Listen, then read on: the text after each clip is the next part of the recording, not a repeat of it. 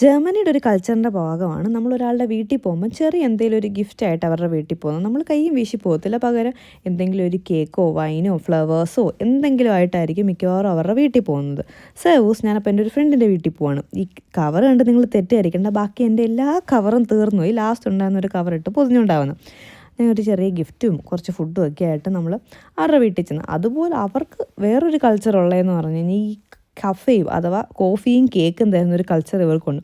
So ഞാൻ അവിടെ ചെന്ന് കഴിഞ്ഞപ്പോൾ എനിക്കിഷ്ടമുള്ള ഒരു ചോക്ലേറ്റിൻ്റെ ഒരു കേക്കും പിന്നെ കഫേ എനിക്ക് ഇഷ്ടമില്ലാത്തതുകൊണ്ട് ഞാനൊരു ക്യാപ്പച്ചീനോ ഒക്കെ അവരെനിക്ക് ഉണ്ടാക്കി സെറ്റ് ചെയ്ത് വെച്ചിരുന്നു. അതെല്ലാം കഴിച്ച് തിരിച്ചു വന്നപ്പോൾ ചെറിയൊരു റിട്ടേൺ ഗിഫ്റ്റായിട്ട് എനിക്ക് ഒരു കേക്ക് വെക്കുന്ന സാധനം എല്ലാം തന്ന് നമ്മൾ തിരിച്ചു വന്നു.